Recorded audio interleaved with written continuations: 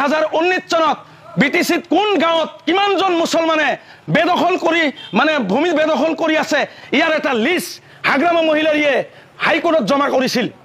গতিকে যদি মুছলমান মানুহক যদি হাগ্ৰামা মহিলাৰীয়ে ইমান ভাল পায় তেনেহলে 2019 চনত কিয় মুছলমান মানুহৰ গাঁও উল্লেখ কৰি মুছলমান মানুহে বেদখল কৰি আছে বুলি হাগ্ৰামা মহিলাৰী হাইকোৰ্টত কিয় এই লেটাৰখন পঠাইছিল? মোৰ এইটো কোৱেশ্চন থাকিল। মোৰ মুখৰ কথা আপোনালোকে বিশ্বাস কৰিব নালাগে। এই কাগজটো আপোনালোকে চাওক। যদি এই মানে কাগজটো মিছা বুলি কোনোবাই প্ৰমাণ কৰিব পাৰে তেনেহলে মই ৰাজনীতি দল আৰু নকৰো। আৰু এই কাগজটো যদি সঁচাই হয় তেনেহলে মুছলমান মানুহে কি যুক্তিত নাঙলত ভোট দিব? এই এনসাৰটো বিপিএফৰ মুছলিম লিডাৰসকলে দিব লাগে।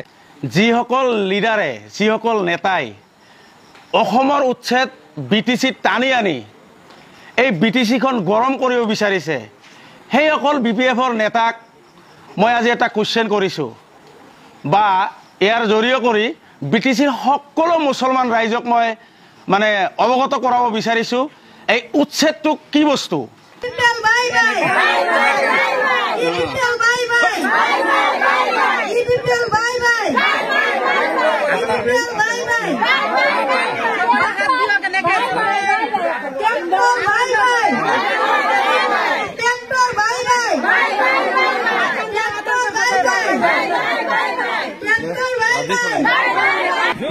टेक्टर पार्टी बाय बाय ए झूठ से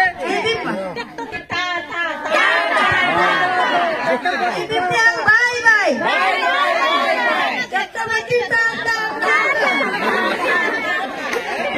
মহিলার 12 জন বিএলটির মানুষকে এই কোকরাঝার ডিস্ট্রিক্টের ভিতরে 1100 বিঘা মাটি দিল।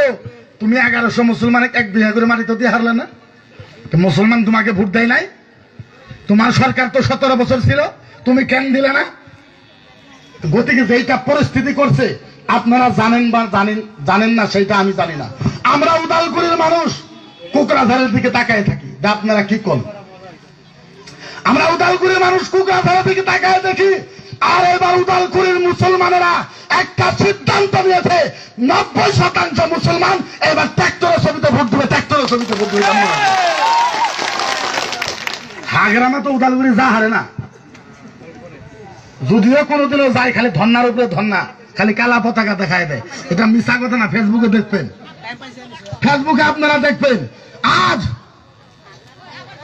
আমরা আমাদেরকে ভয় দেখানো রাজনীতি করা